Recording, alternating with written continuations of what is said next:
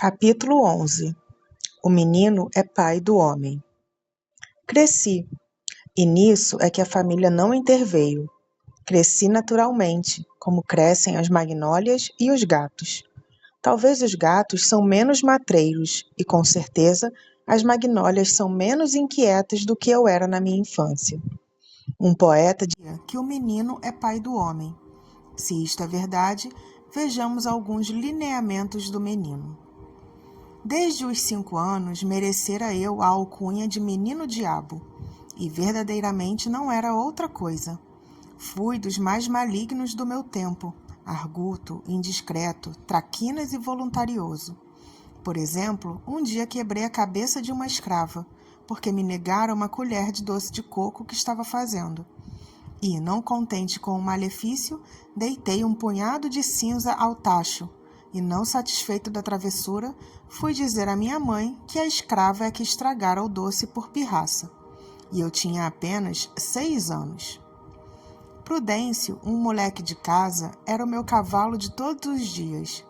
Punha as mãos no chão, recebia um cordel nos queixos, à guisa de freio, eu trepava-lhe ao dorso, com uma varinha na mão. Fustigava-o, dava 1000 voltas a um e outro lado, e ele obedecia.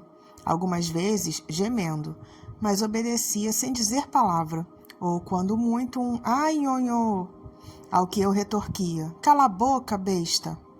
Esconder os chapéus das visitas, deitar rabos de papel a pessoas graves, puxar pelo rabicho das cabeleiras, dar beliscões nos braços das matronas e outras muitas façanhas deste jaez.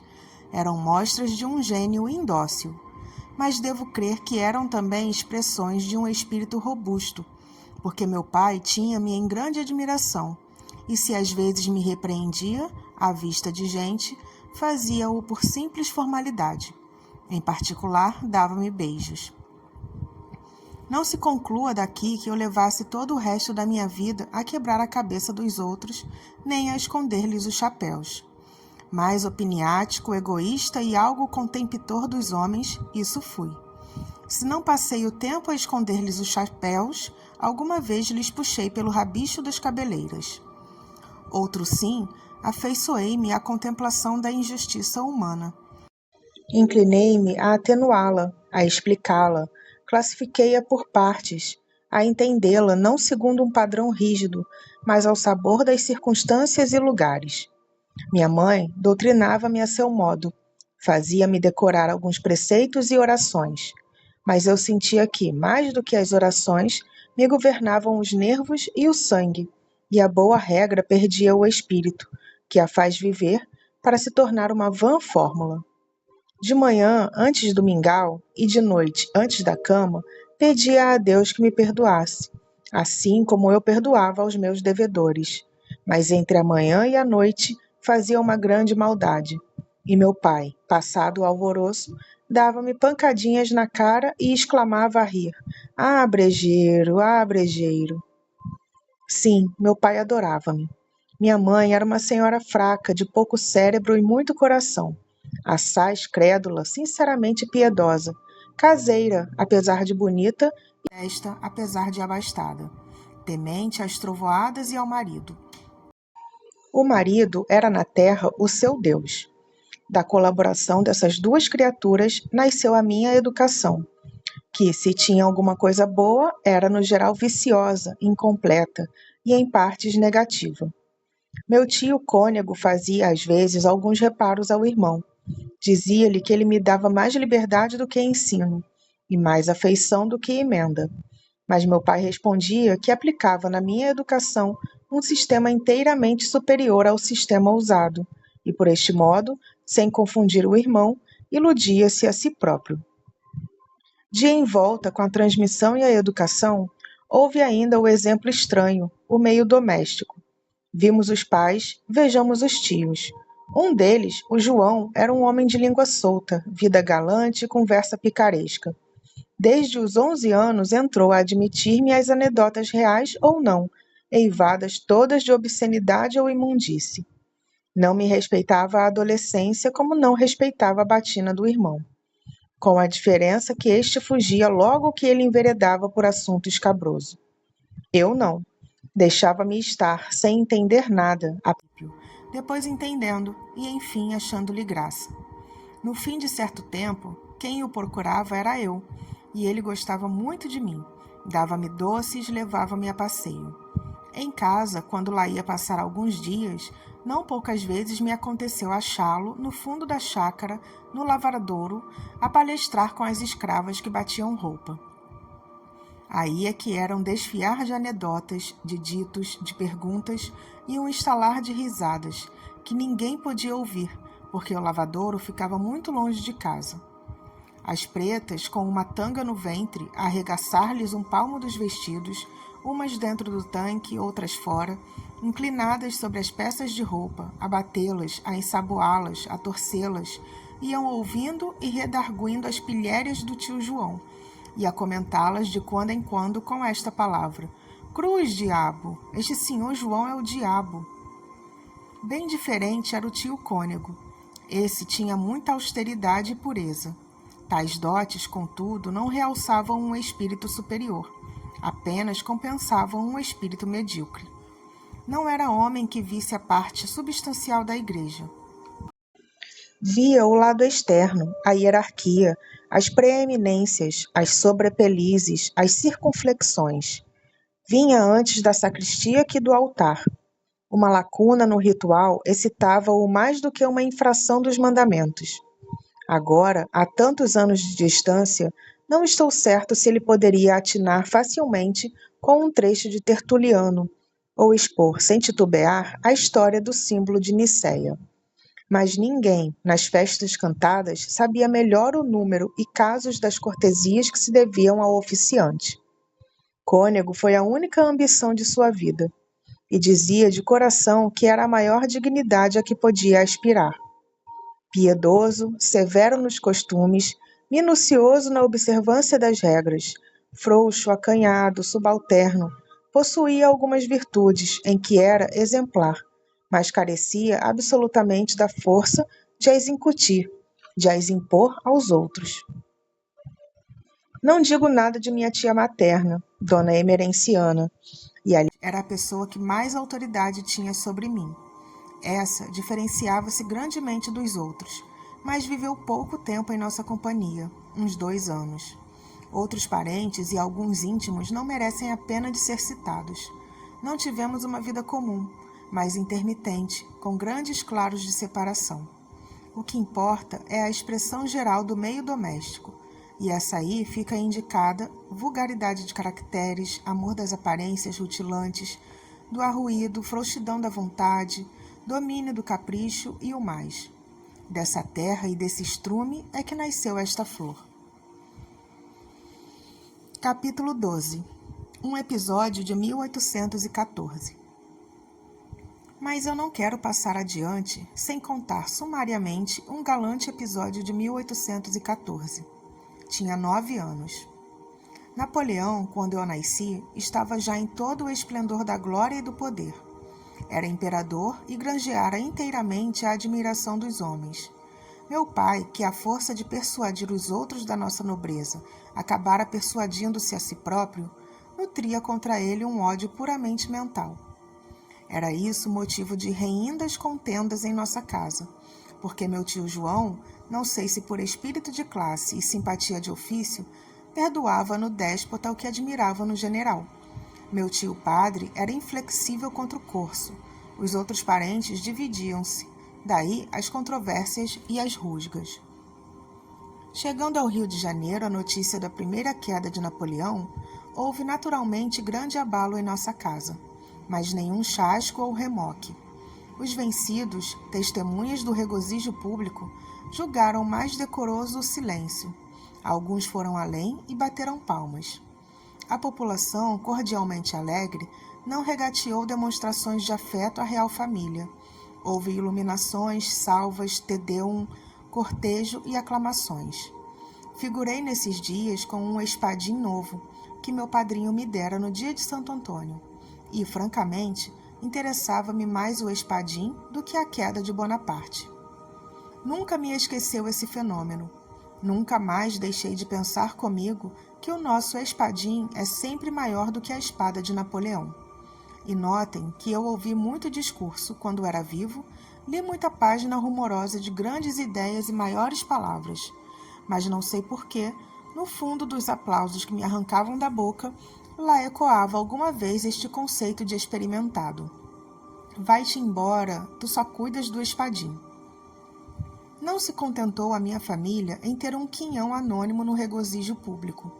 Entendeu oportuno e indispensável celebrar a destituição do imperador com um jantar, e tal jantar que o ruído das aclamações chegasse aos ouvidos de Sua Alteza, ou quando menos de seus ministros. Dito e feito. Veio abaixo toda a velha prataria, herdada do meu avô Luís Cubas. Vieram as toalhas de Flandres, as grandes jarras da Índia. Matou-se um capado.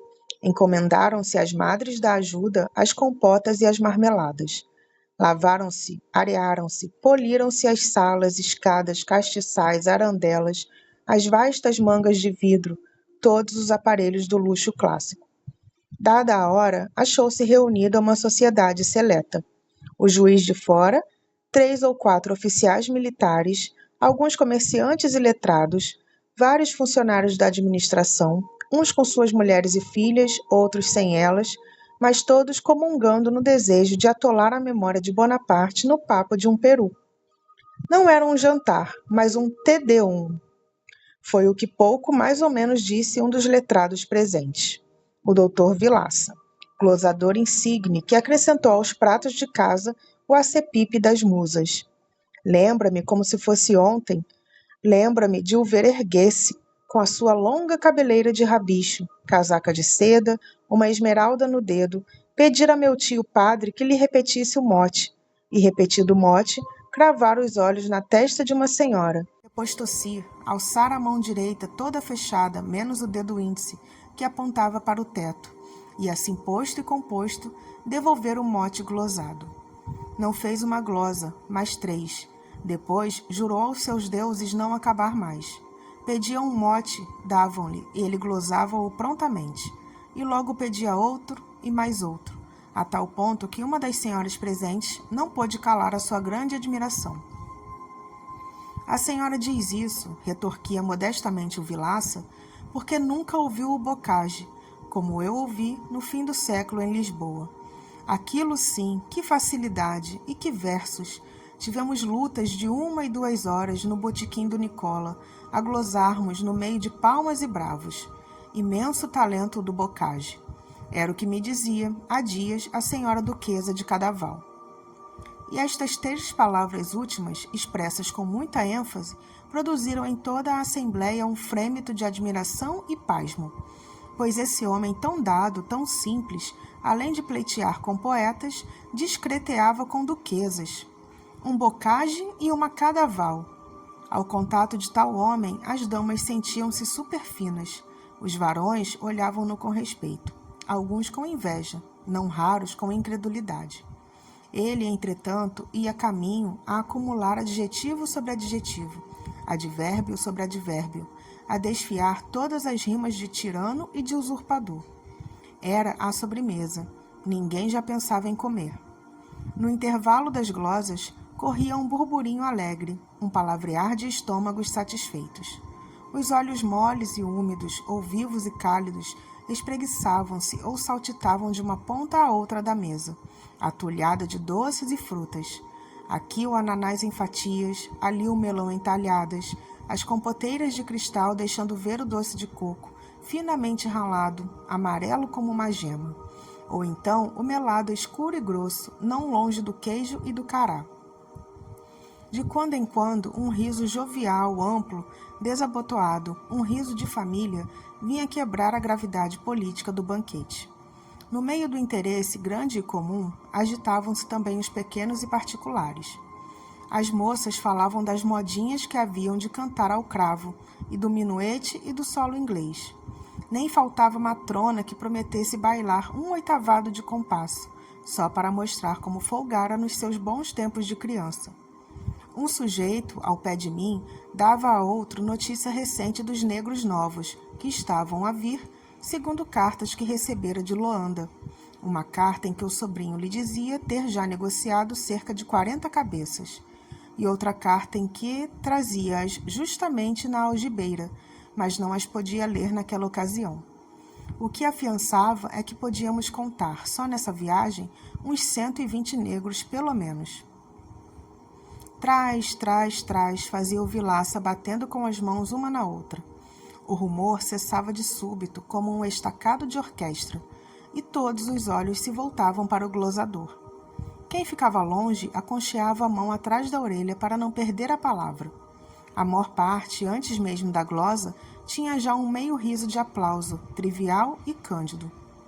Quanto a mim, lá estava, solitário e deslembrado, a namorar certa compota da minha paixão. No fim de cada glosa, ficava muito contente, esperando que fosse a última, mas não era, e a sobremesa continuava intacta. Ninguém se lembrava de dar a primeira voz. Meu pai, à cabeceira, saboreava a goles extensos a alegria dos convivas. Mirava-se todo nos carões alegres, nos pratos, nas flores, deliciava-se com a familiaridade travada entre os mais distantes espíritos, influxo de um bom jantar. Eu via isso porque arrastava os olhos da compota para ele e dele para a compota, como a pedir-lhe que me servisse, mas fazia-o em vão. Ele não via nada, via-se a si mesmo. E as glosas sucediam-se como bátegas d'água, obrigando-me a recolher o desejo e o pedido. Pacientei quanto pude, e não pude muito. Pedi em voz baixa o doce. Enfim, bradei, berrei, bati com os pés. Meu pai, que seria capaz de me dar o sol se eu lhe exigisse, chamou um escravo para me servir o doce. Mas era tarde. A tia emerenciana arrancara-me da cadeira e entregara-me a uma escrava, não obstante os meus gritos e repelões. Não foi outro o delito do glosador, retardar a compota e dar a causa à minha exclusão. Tanto bastou para que eu cogitasse uma vingança, qualquer que fosse, mais grande e exemplar, coisa que de alguma maneira o tornasse ridículo. Que ele era um homem grave, o Dr. Vilaça, medido e lento, 47 anos, casado e pai. Não me contentava o rabo de papel nem o rabicho da cabeleira. Havia de ser coisa pior. Entrei a espreitá-lo durante o resto da tarde, a segui-lo na chácara onde todos desceram a passear. Vi-o conversar com Dona Eusébia, irmã do sargento Mor Domingues, uma robusta donzelona que, se não era bonita, também não era feia. Estou muito zangada com o senhor, dizia ela. Por quê? Porque, não sei por quê, porque é a minha sina. Creio, às vezes, que é melhor morrer. Tinham penetrado numa pequena moita. Era lusco-fusco, eu seguia-os. O Vilaça levava nos olhos umas chispas de vinho e de volúpia. Deixe-me, disse ela. Ninguém nos vê. Morrer, meu anjo? Que ideias são essas? Você sabe que eu morrerei também. Que digo? Morro todos os dias, de paixão, de saudade. Dona Eusébia levou o lenço aos olhos. O glosador vasculhava na memória algum pedaço literário e achou este, que mais tarde verifiquei ser uma das óperas do judeu. Não chores, meu bem, não queiras que o dia amanheça com 2 auroras. Disse isto, puxou-a para si, ela resistiu um pouco, mas deixou-se ir. Uniram os rostos e eu ouvi estalar, muito ao de leve, um beijo, o mais medroso dos beijos. O Dr. Vilaça deu um beijo em Dona Eusébia, bradei eu correndo pela chácara. Foi um estouro esta minha palavra. A estupefação imobilizou a todos. Os olhos espraiavam-se a uma e outra banda. Trocavam-se sorrisos, segredos, a socapa. As mães arrastavam as filhas, pretextando o sereno. Meu pai puxou-me as orelhas disfarçadamente, irritado deveras com a indiscrição. Mas no dia seguinte, ao almoço, lembrando o caso, sacudiu-me o nariz a rir. Ah, brejeiro, ah, brejeiro. Capítulo 13. Um salto. Unamos agora os pés e demos um salto por cima da escola, a enfadonha escola, onde aprendi a ler, escrever, contar, dar cacholetas, apanhá-las e ir fazer diabruras, ora nos morros, ora nas praias, onde quer que fosse propício a ociosos. Tinha amarguras esse tempo, tinha os ralhos, os castigos, as lições árduas e longas, e pouco mais, muito pouco e muito leve. Só era pesada a palmatória, e ainda assim, ó palmatória, terror dos meus dias pueris, Tu que foste o compele entrar e com que um velho mestre, ossudo e calvo, me incutiu no cérebro o alfabeto, a prosódia, a sintaxe, e o mais que ele sabia, benta palmatória, tão praguejada dos modernos. Quem me dera ter ficado sob o teu jugo, com a minha alma imberbe, as minhas ignorâncias e o meu espadim, aquele espadim de 1814, tão superior à espada de Napoleão. Que querias tu, afinal, meu velho mestre de primeiras letras? Lição de cor e compostura na aula, nada mais, nada menos do que quer a vida, que é das últimas letras, com a diferença que tu, se me metias medo, nunca me meteste zanga. Vejo-te ainda agora entrar na sala, com as tuas chinelas de couro branco, capote, lenço na mão, calva à mostra, barba raspada. Vejo-te sentar, bufar, grunhir, absorver uma pitada inicial e chamar-nos depois à lição.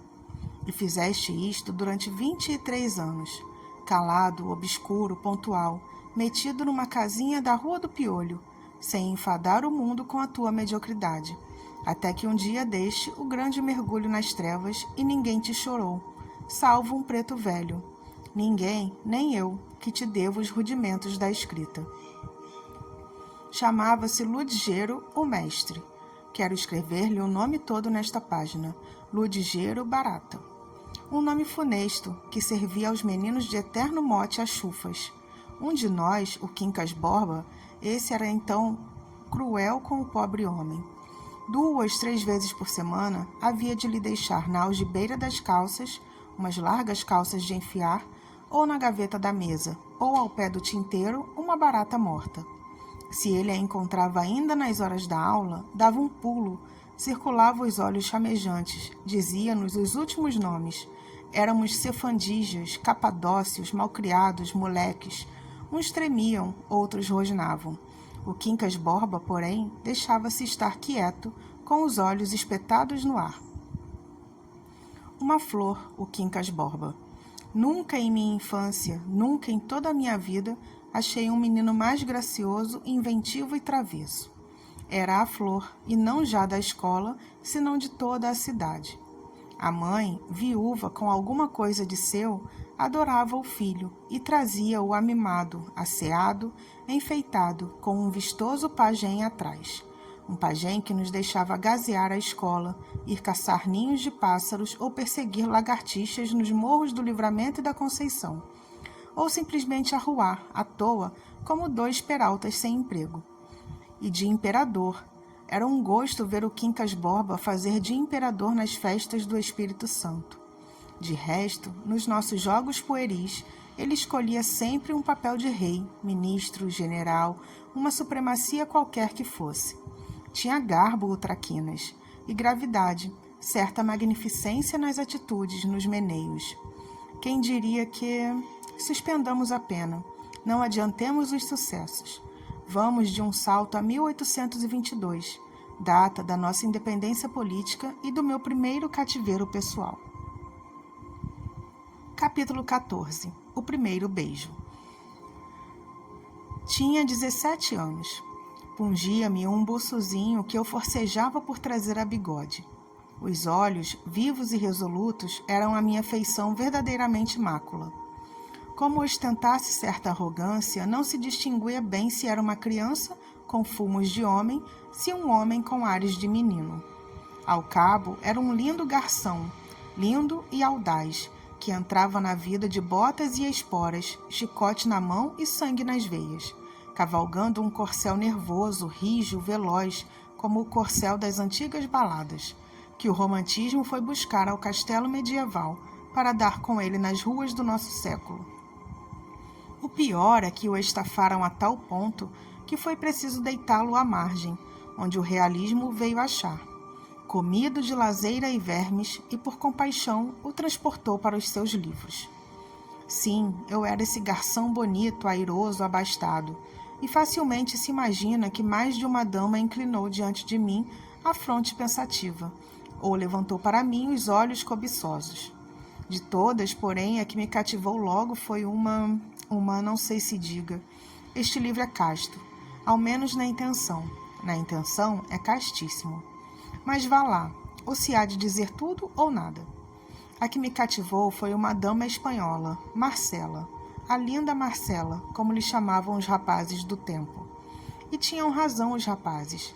Era filha de um hortelão das Astúrias, disse-me ela mesma num dia de sinceridade, porque a opinião aceita é que nascera de um letrado de Madrid, vítima da invasão francesa, ferido, encarcerado, espingardeado, quando ela tinha apenas 12 anos. Costas de Espanha. Quem quer que fosse, porém, o pai, letrado ou hortelão, a verdade é que Marcela não possuía a inocência rústica e mal chegava a entender a moral do código. Era boa moça, lépida, sem escrúpulos, um pouco tolhida pela austeridade do tempo, que não lhe permitia arrastar pelas ruas os seus estouvamentos e berlindas. Luxuosa, impaciente, amiga de dinheiro e de rapazes. Naquele ano, morria de amores por um certo Xavier, sujeito abastado e tísico, uma pérola. Via pela primeira vez no Rocio Grande, na noite das luminárias, logo que constou a Declaração da Independência, uma festa de primavera, um amanhecer da alma pública. Éramos 2 rapazes, o povo e eu. Vínhamos da infância com todos os arrebatamentos da juventude. Via sair de uma cadeirinha, airosa e vistosa, um corpo esbelto, ondulante, um desgarre, alguma coisa que nunca achara nas mulheres puras. Segue-me, disse ela ao pajem. E eu a segui, tão pajem como o outro, como se a ordem me fosse dada. Deixei-me ir, namorado, vibrante, cheio das primeiras auroras. A meio caminho, chamaram-lhe linda Marcela. Lembrou-me que ouvira tal nome a meu tio João. E fiquei confuso. Confesso que fiquei tonto. 3 dias depois, perguntou-me meu tio, em segredo, se queria ir a uma ceia de moças nos Cajueiros. Fomos. Era em casa de Marcela. O Xavier, com todos os seus tubérculos, presidia ao banquete noturno, em que eu pouco ou nada comi, porque só tinha olhos para a dona da casa. Que gentil que estava a espanhola! Havia mais uma meia dúzia de mulheres, todas de partido, e bonitas, cheias de graça, mas a espanhola... O entusiasmo, alguns goles de vinho, o gênio imperioso, estouvado, tudo isso me levou a fazer uma coisa única. À saída, à porta da rua, disse a meu tio que esperasse um instante, e tornei a subir as escadas. Esqueceu alguma coisa? Perguntou Marcela de pé no patamar. O lenço. Ela ia abrir-me caminho para tornar à sala. Eu segurei-lhe nas mãos, puxei-a para mim e dei-lhe um beijo. Não sei se ela disse alguma coisa, se gritou, se chamou alguém, não sei nada. Sei que desci outra vez as escadas, veloz como um tufão e incerto como um ébrio. Capítulo 15. Marcela. Gastei 30 dias para ir do Rocio Grande ao coração de Marcela, não já cavalgando o corcel do cego desejo, mas o asno da paciência, a um tempo manhoso e teimoso, que, em verdade, há 2 meios de granjear a vontade das mulheres: o violento, como o touro de Europa, e o insinuativo, como o cisne de Leda, e a chuva de ouro de Danae, 3 inventos do padre Zeus, que, por estarem fora da moda, aí foram trocados no cavalo e no asno. Não direi as traças que urdi, nem as peitas, nem as alternativas de confiança e temor, nem as esperas baldadas, nem nenhuma outra dessas coisas preliminares. Firmo-lhes que o asno foi digno do corcel, um asno de Sancho deveras filósofo, que me levou à casa dela, no fim do citado período. Apeei-me, bati-lhe na anca e mandei-o pastar. Primeira comoção da minha juventude, que doce que me foste. Tal devia ser, na criação bíblica, o efeito do primeiro sol.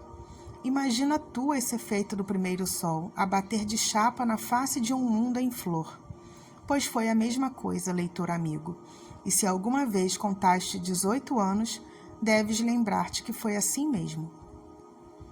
Teve 2 fases a nossa paixão, ou ligação, ou qualquer outro nome, que eu de nomes não curo. Teve a fase consular e a fase imperial. Na primeira, que foi curta, regemos o Xavier e eu, sem que ele jamais acreditasse dividir comigo o governo de Roma. Mas, quando a credulidade não pôde resistir à evidência, o Xavier depôs as insígnias, e eu concentrei todos os poderes na minha mão. Foi a fase cesariana. Era o meu universo. Mas, ai que triste, não o era de graça. Foi-me preciso coligir dinheiro, multiplicá-lo, inventá-lo. Primeiro explorei as larguezas de meu pai. Ele dava-me tudo o que eu lhe pedia sem repreensão, sem demora, sem frieza. Dizia a todos que eu era rapaz e que ele o fora também. Mas a tal extremo chegou o abuso, que ele restringiu um pouco as franquezas, depois mais. Então recorri à minha mãe e induzia a desviar alguma coisa que me dava às escondidas. Era pouco. Lancei mão de um recurso último. Entrei a sacar sobre a herança de meu pai, a assinar obrigações que devia resgatar um dia com usura. Em verdade, dizia-me Marcela, quando eu lhe levava alguma seda, alguma joia, em verdade você quer brigar comigo, pois isto é coisa que se faça, um presente tão caro. E se era joia, dizia isto a contemplá-la entre os dedos, a procurar melhor luz, a ensaiá-la em si e a rir e a beijar-me com uma reincidência impetuosa e sincera. Mas, protestando, derramava-se-lhe a felicidade dos olhos, e eu sentia-me feliz em vê-la assim. Gostava muito das nossas antigas dobras de ouro, e eu levava-lhe quantas podia obter. Marcela juntava-as toda dentro de uma caixinha de ferro, cuja chave ninguém nunca jamais soube onde ficava. Escondia-a por medo dos escravos. A casa em que morava, nos Cajueiros, era própria. Eram sólidos e bons os móveis, de jacarandá lavrado, e todas as demais alfaias, espelhos, jarras, baixela, uma linda baixela da Índia que lhe doara um desembargador. Baixela do diabo, deste-me grandes repelões aos nervos. Disse-o muita vez à própria dona. Não lhe dissimulava o tédio que me faziam esses e outros despojos dos seus amores de antanho. Ela ouvia-me e ria, com uma expressão cândida e outra coisa que eu nesse tempo não entendia bem. Mas agora, relembrando o caso, penso que era um riso misto, como devia ter a criatura que nascesse, por exemplo, de uma bruxa de Shakespeare com um serafim de Klopstock. Não sei se me explico. E porque tinha notícia dos meus zelos tardios, parece que gostava de os assolar mais. Assim foi que um dia, como eu não lhe pudesse dar certo colar, que ela vira num joalheiro, retorquiu-me que era um simples gracejo, que o nosso amor não precisava de tão vulgar estímulo. Não lhe perdoo se você fizer de mim essa triste ideia, concluiu, ameaçando-me com o dedo. E logo, súbita como um passarinho, espalmou as mãos, cingiu-me com elas o rosto, puxou-me a si e fez um trejeito gracioso, um momo de criança. Depois, reclinada na marquesa, continuou a falar daquilo, com simplicidade e franqueza. Jamais consentiria que lhe comprassem os afetos. Vendera muitas vezes as aparências, mas a realidade guardava-a para poucos. Duarte, por exemplo, o alferes Duarte, que ela amara deveras, 2 anos antes, só a custo conseguia dar-lhe alguma coisa de valor, como acontecia comigo. Ela só lhe aceitava, sem relutância, os mimos de escasso preço, como a cruz de ouro que lhe deu uma vez de festas. Esta cruz, dizia isto metendo a mão no seio e tirando uma cruz fina de ouro, presa a uma fita azul e pendurada ao colo. Mas essa cruz, observei eu, não me disseste que era teu pai que? Marcela abanou a cabeça com um ar de lástima. Não percebeste que era mentira, que eu dizia isso para não te molestar? Vem cá, Chiquito, não sejas assim desconfiado comigo. Amei a outro, que importa se acabou? Um dia, quando nos separarmos, não digas isso, bradei eu. Tudo cessa, um dia, não pôde acabar. Um soluço estrangulou-lhe a voz. Estendeu as mãos, tomou das minhas, conchegou-me ao seu seio e sussurrou-me baixo ao ouvido. Nunca, nunca, meu amor. Eu agradeci-lhe com os olhos úmidos. No dia seguinte, levei-lhe o colar que havia recusado. Para te lembrares de mim quando nos separarmos, disse eu. Marcela teve primeiro um silêncio indignado. Depois fez um gesto magnífico. tentou atirar o colar à rua. Eu retive-lhe o braço, pedi-lhe muito que não me fizesse tal desfeita, que ficasse com a joia. Sorriu e ficou. Entretanto, pagava-me à farta os sacrifícios.